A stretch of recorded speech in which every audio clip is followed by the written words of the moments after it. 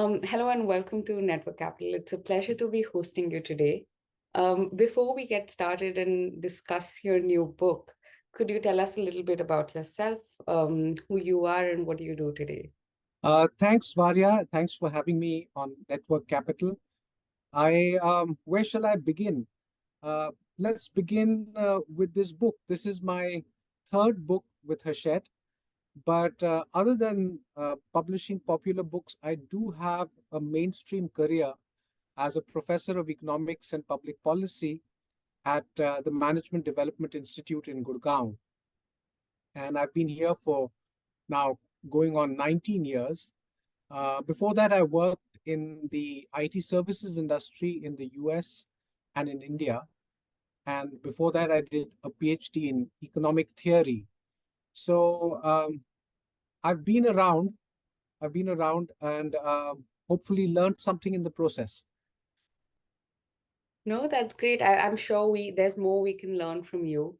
Um, Talk to us about the last dance with rationality. And I think before we begin with any of it, how do we make sense of rationality? What does it mean to be rational today?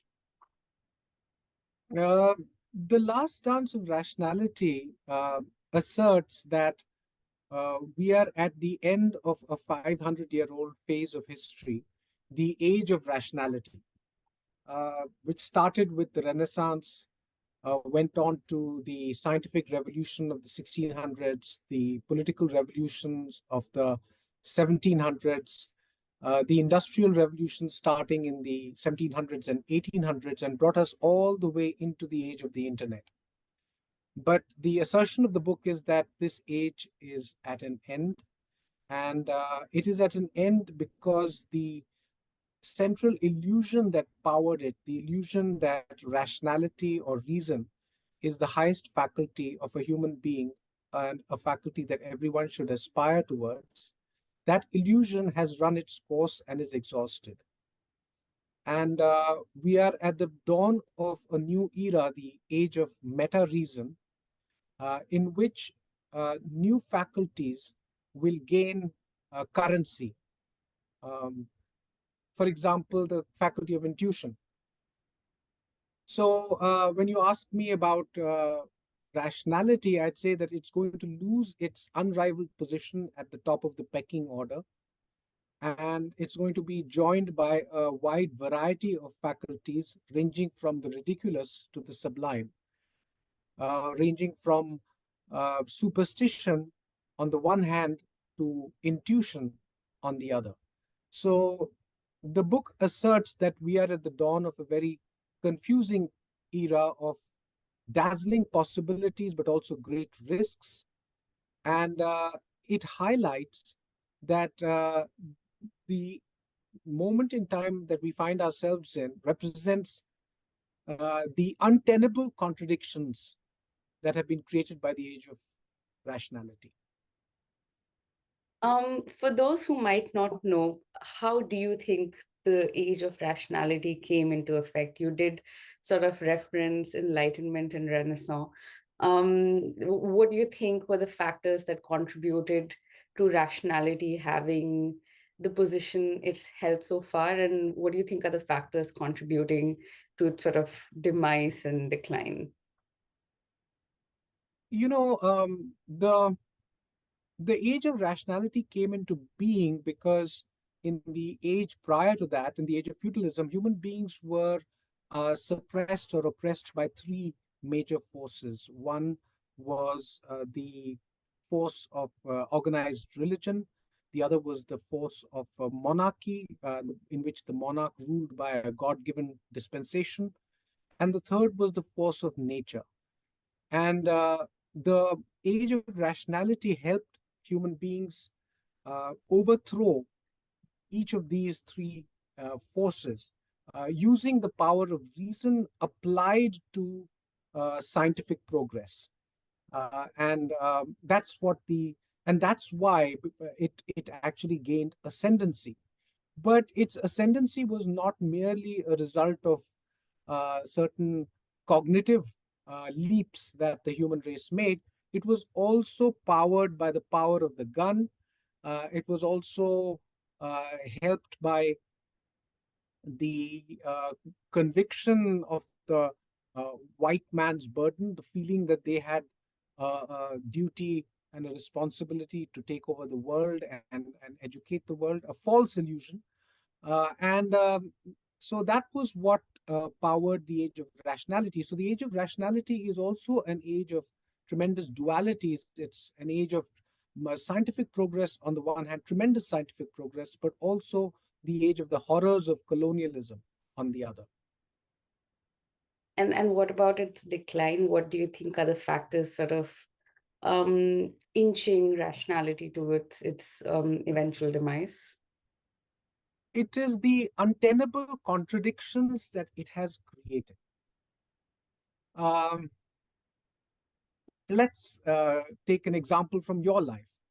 Uh, Varya, you have made tremendous progress and you have reached a level of education which very few can aspire towards.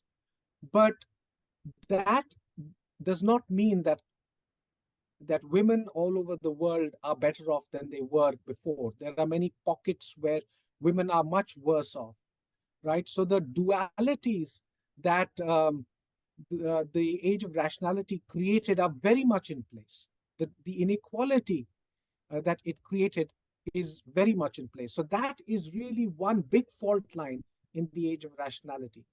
The other fault line, uh, again, coming back to your life as a graduate student, is that the uh, the kinds of energy use that you indulge in. I'm sorry to make this personal. No. The kind of energy use that you indulge in is just not sustainable, right? So these are the two big fault lines of the age of rationality: inequality on the one hand, and ecological unsustainability on the other hand. And I'll be happy to talk about how these two uh, fault lines actually play out across a wide variety of domains as we proceed in our conversation. No, absolutely. And I'd love to hear more, but I have a question. So you mentioned a lot about like sort of the dualities and extremes coexisting at the same time.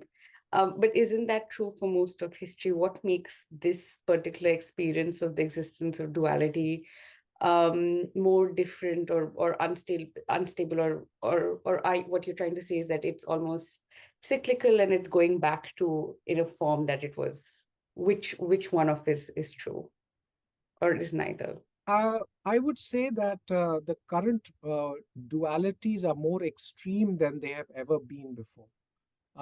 We are at a moment of a planetary crisis. And Therefore, this moment is different. These dualities are different from the dualities that have come before. Uh, but I really want to ensure that the listeners understand that I'm not painting a picture of doom and gloom. I am actually asserting that we are at the beginning of a new age. And there are many good things that are going to happen in this new age, right? So I want to make that very clear. The reason that this new age is coming into being is because the illusions of the age of rationality have served the human race and have run their course. And the biggest sign of that is that the biggest successes of the age of rationality are also its biggest obstacles or challenges. I'll give you one example. The age of colonialism, which is also uh, a big part of the age of rationality, was accused of creating a core which is extremely advanced and a periphery upon which the core feeds and which is extremely backward, right? Now, over the last 75 years, we have seen the rise of China, a peripheral country which today is a rival power to the United States, the leader of the age of rationality, right? This is the biggest success of the age of rationality. And also its biggest stumbling block, because one because it contradicts one of the core illusions of the age of rationality, the illusion that a rich country will demand democracy, the illusion that you cannot have technological innovation in a closed society, in a politically closed society, an authoritarian society, right? And therefore, this biggest success of the age of rationality highlights a fatal flaw in its cognitive infrastructure. No, absolutely. How do you see sort of that transition then play out? Like, you mentioned that eventually there will be both dazzlingly good things and questionably bad things that might happen. So how do you see that sort of transition from this age of rationality play out into sort of the next era that we might progress in? Right. Varya, at this point, if I may share a slide with you Yes, for please. the read for your listeners who are on video, I would be delighted to do so. Now, this is how I see the age of meta reason playing out. We have on the left column, we have reason, individuality, a certain attitude towards nature, a definition of success, and a definition of growth, which was part of with the fundamental pillars of the age of rationality, right? And we are going to see how these are going to play out and metamorphose into new configurations in the age of meta reason. And we see there is one column called possibility, right? Which represents the dazzling new possibilities that we are uh, fortunate to be able to enjoy. And another column called threat, which says that things could go actually very wrong as well, right? So, in the age of rationality, we were supposed to be ruled by reason, right? Even though we were not, but the consensus was that ultimately reason will prevail and should prevail. Now, along with reason in the age of meta reason, we are going to see the role of intuition, which is a human faculty that lies beyond reason. And that's really a dazzling possibility which brings before us the vision that we might actually start grappling with uh, phenomena like consciousness, which we haven't been able to grapple with before, right? But on the other hand, when reason loses its unrivaled position, it's possible that a lot of superstition will also come back into play, right? And that's what we are already seeing. Let's take the case of the individual who was the center of the age of rationality, right, and was believed to be the acme of human development. Uh, we are now going to explicitly recognize the fact that we are interconnected, that human beings are interconnected, that human beings and nature are interconnected, and that there is no human achievement without the supporting cast uh, of a large number of other characters and of nature itself. However, when the individual recedes from the foreground, you could get back to cultural oppression along the lines of gender, caste, and religion, among other things, right? And so that is the dark side that we have to avoid. Let's look at nature. The assumption in the world of rationality was that nature was a handmaiden of human progress and meant to be exploited to serve human needs. Today, in the age of meta reason, we are going to recognize the embeddedness of human beings in nature, right? And the primacy of nature. And yet, we are also going to see a phase over the next 50 to 100 years where a very powerful lobby is going to argue that in order to navigate out of the crises that we find ourselves, we have to accelerate the exploitation of nature. Okay, so there's that duality again. Again, success was a big part of the culture of the age of rationality, and success is going to be supplanted by the quest of happiness. The quest for success is going to be supplanted by the longing for happiness. And yet, this longing could take on hedonistic uh, shades, right? And which is, again, the dark side, and which will be associated with a host of problems like mental health issues, etc. Uh, and finally, sorry, I've lost that. Yeah. Finally, when we come to growth, right, which was again so important a part of the ideology, uh, we are going to hopefully see an ideology where GDP growth becomes less important and we emphasize inclusive development. And the basic needs of life can be more widely distributed amongst uh, all of us. However, there is also a possibility that we could enter a totalitarian utopia as digital tools and the digital economy give a small set of people extraordinary power over the rest of us. So that is what I see as the age of meta reason. That's really fascinating. But as we sort of make this transition into this world of meta reason, do you think we can survive the multiple crises that we're already in the midst of? One, climate, I think that's one you've already referenced, but there are also more geopolitical and localized conflicts that are there in the world.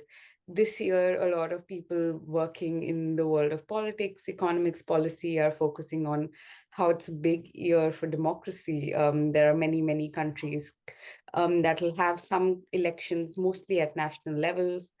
Do you think we'll, in any version of the world, reach a stage where transitioning into this idea and this age of meta reason might be hampered just because of all the challenges of rationality and we're never able to overcome it? Or do you think it's inevitable that we will reach meta reason and we will be able to sort of fix or subdue the challenges that we're already facing? Um, Thank you for that question. The you know I think the if you ask somebody whether the world is going to end or not, the answer is not going to depend on scientific data as much as it is going to depend on core beliefs of that person. And my core belief is that the world is not going to end. However, that it is also clear to me that there is going to be a significant amount of turbulence in the age of meta reason. The age of meta reason is an age of subjectivity and turbulence. Okay, it is not a golden age. It is an age of uh, repeated shocks, which are going to propel us towards the possibilities that now have opened up when rationality ceases to occupy its hegemonic position. So, you mentioned democracy, right? So, democracy is just another one of those very amazing uh, challenges that have arisen from the success of the age of rationality. The crisis of democracy that we see in the world today is a result, is represents a Pyrrhic victory of the age of rationality. Let me explain. Today, more than 50% of the world is categorized as democratic, right? Higher than ever before, right? Uh, However, the world's largest democracy, the US, is itself in the throes of a political crisis and a schism that could tear it apart, right? And actually, if you think a little deeper, there's a link between these two phenomena. The United States became the unipolar leader of the world after the fall of the Soviet Union. And after that, it busied itself spreading democracy and capitalism to the rest of the world, which had earlier been under Soviet influence, right? Now, the unleashing of the forces of capitalism, right, worldwide, also meant that those forces acquired increasing heft within the United States, which led to a tremendous amount of inequality in the United States, It also led to the dot-com boom and the internet boom. And the combination of inequality and the internet are responsible for the polarizations that are tearing American society apart. So of the biggest political success of the age of rationality, the spreading of democracy all over the world, was also responsible for its biggest threat. Would democracy survive in the age of meta reason? My feeling is that we're going to see democracy in a different form, where we are going to see strong governments and strong leaders assert their rights over the rest of the population, right? And this will happen through a large number of processes, but one of the processes is going to be that the state is going to reassert its power over big tech or technology companies. Because over the last phase, 30 years of globalization, the corporate world has increased its power too much to a point that governments feel threatened. And so governments are now going to increase their own power and will try and subdue the corporate world and basically exercise a much greater power over the population. So yes, I would say that democracy is going to be constricted in the next 20 to 30 years. Uh, but if I can say something more about it, um, what is going to happen is that in the age of meta reason, culture is going to become very important, right? So earlier we had a universalist view of democracy, that there is one model of democracy which applies all over the world, right? So culture is going to become very important.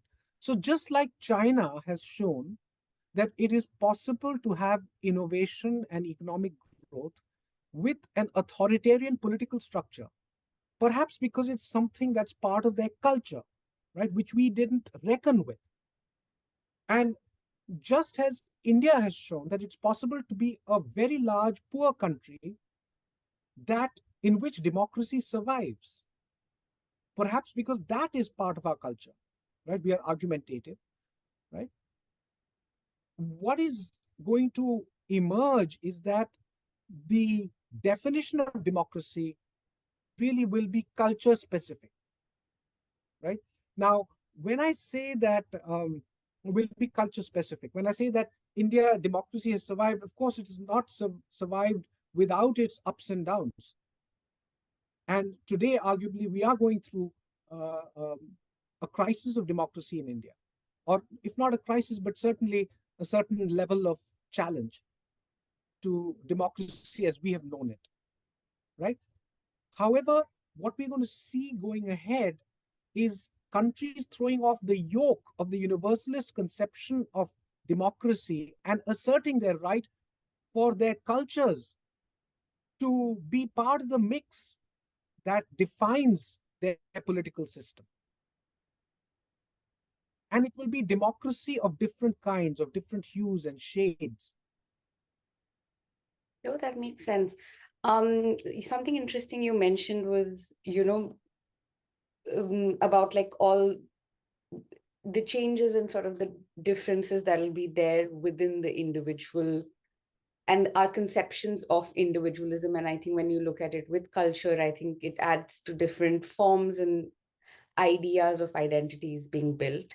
How do you think people can actually prepare for the age of meta reason, right? Because changes like this are very gradual. It's not like one day you wake up and you're like, oh, today's the age of meta reason. I think Yeah. in when I was reading the blurb for your book, you reference a lot of sort of almost points, you can call them points of inflection or points of change from COVID to the newer technologies that are coming in, the struggle between power, between big tech and governments. So how does one sort of, in a very practical sense, um, prepare themselves for this sort of turbulent, uncertain time, which, like most times, might have great possibilities and opportunities if you're well prepared, and can also be very detrimental if you're not able to navigate it? Um, the best way that you can prepare yourself in this very confusing time, which, as I said, has a lot of possibilities, but has a lot of threats, right? Is to really know yourself. It's the old Socratic dictum, right? Know thyself. And Because it's an age where there are no fixed rules, it is what works for you, right? And so you have to really know yourself. That's the first rule in this world. And then you have to make a choice based on your knowledge of yourself, and that's an iterative and recursive process. That's the rule number one.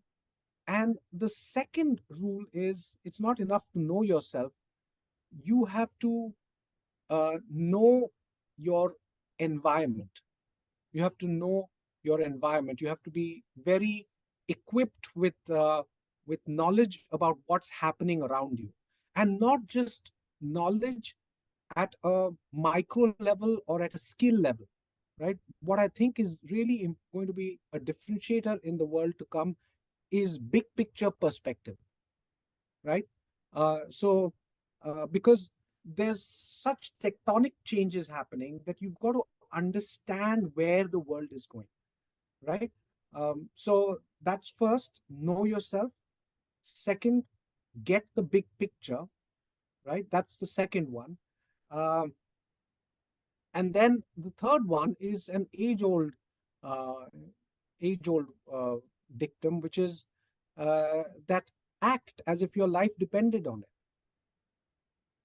Okay, so these are the three dictums that I would say need to be understood in the age of meta reason.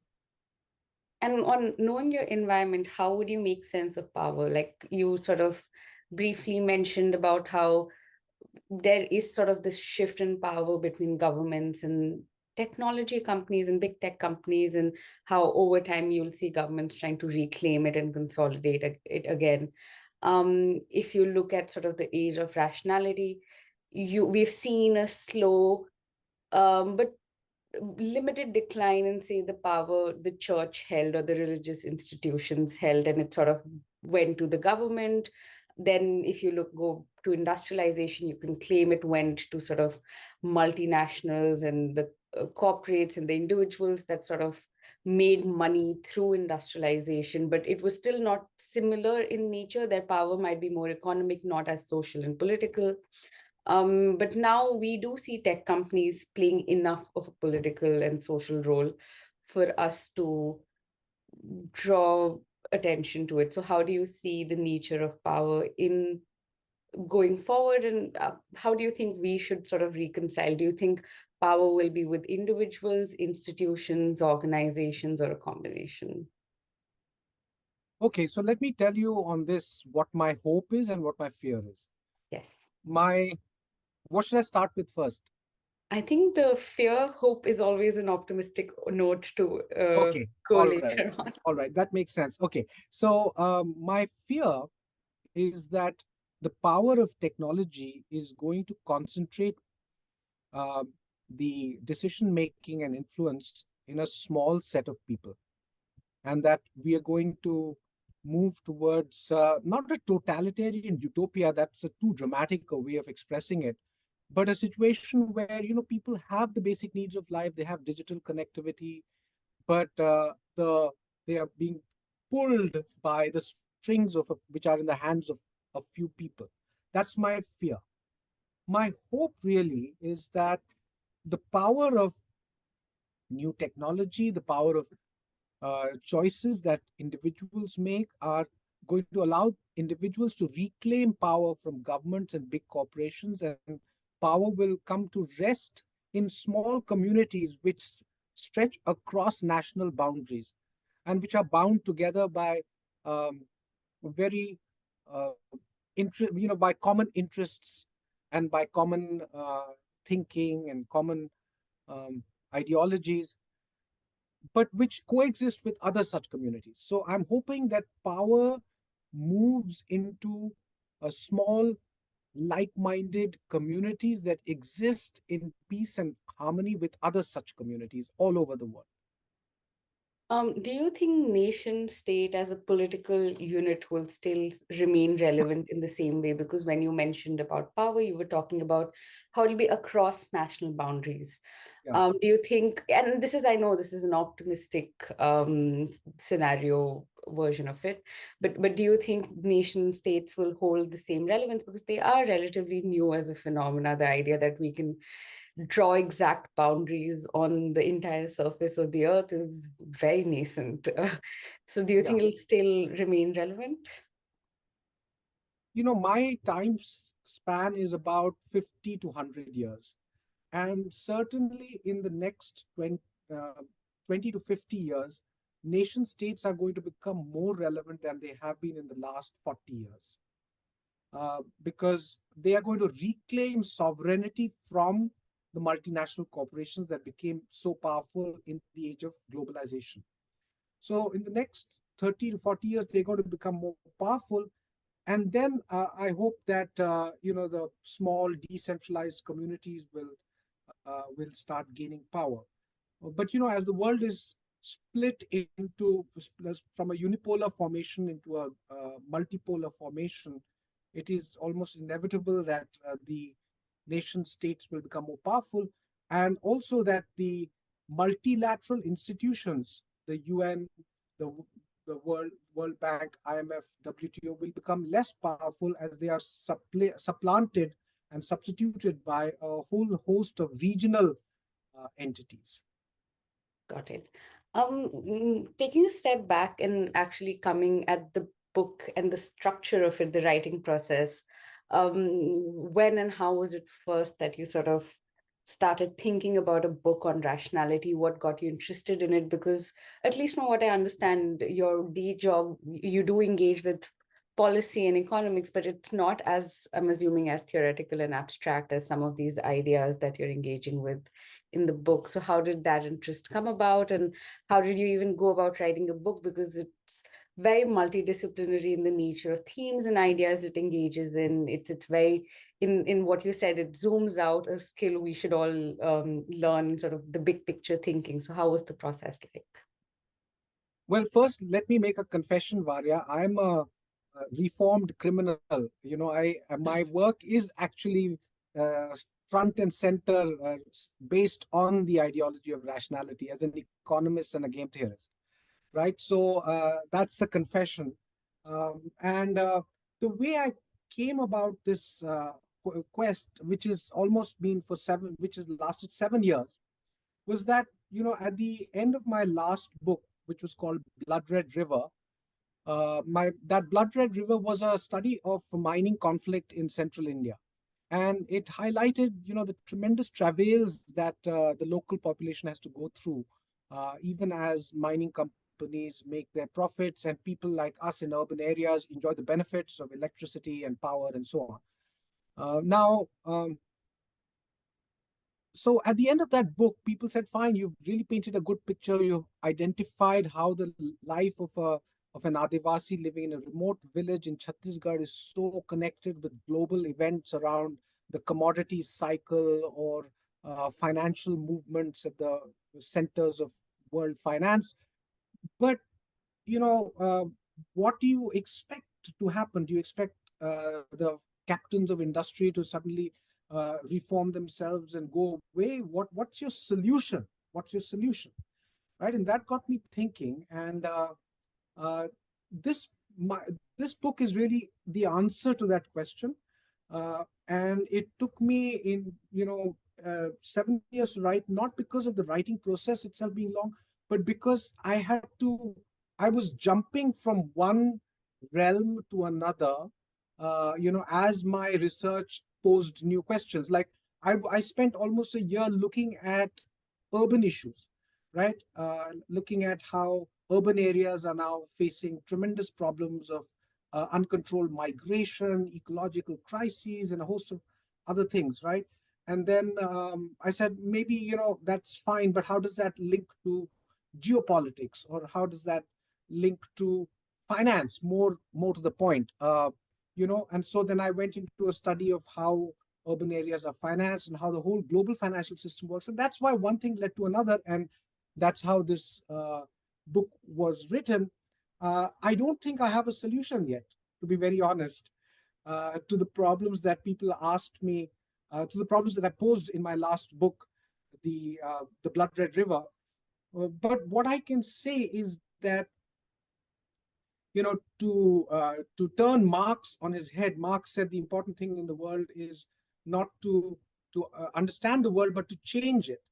But what I have said in my introduction, that it's not, it's at a complex time like this, one has to let the urgency to change the world take a backseat. Okay, and first try to understand in a holistic manner what is going on. And I hope the book will help people do that. No, I'm sure it'll, and I'm sure there are a lot of Network Capital members who'll really enjoy reading the book.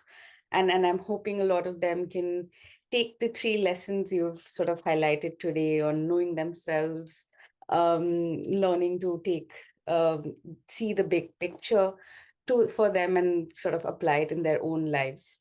But before we conclude, is there any last parting thought you'd like to share? Anything that I should have asked, but I didn't? Any concluding thoughts? Well, I would like to share something from the book. I'd like to read from the book, Yes. if I may. Yes, please, This please go is ahead. this is the book. It's a little, it's left to right. It's a mirror image you're seeing, and I'd like to read a small portion, which I think is nicely written. It may not be the most optimistic part of the book, but I would enjoy reading it if I may. Yes, please. Thanks. Um, so this is from the chapter called Surveillance Capitalism and Its Discontents. Democracy is not merely the freedom to choose a government. It also implies the existence of a private sphere for citizens that lies beyond the pale of the public gaze. Whether of the government or corporations, it requires a space for autonomous, unconditioned activity. It is built on the recognition that social contracts must be consistent with conditions in which individuals can exercise their free will in the pursuit of life, liberty, and happiness. Thus, in surveillance capitalism, the foundational ideals of democracy are under threat. Capitalism is not just the ability to access and afford a wider variety of material enjoyments. It is based on the sovereignty of the consumer, a faculty exercised to make unencumbered choices to consume or not consume any good or service. Thus, the fundamental vision of capitalism is at threat. A salubrious society is based on the existence of sanctuaries for individuals, families, friends that allow multifarious strains of subcultures to emerge and thrive. With subconscious processes exposed to surveillance capitalism, the sanctity of all sanctuaries is at risk. In sum, the threat to human autonomy from a ubiquitous metaverse represents a profound challenge to the bedrock values of a free society. Without realizing it, we appear to have been trapped in a Faustian bargain in which we give away what is most precious in exchange for, admittedly, an astonishing array of material possibility. No, that's indeed really well written. Thank you. Thanks so much.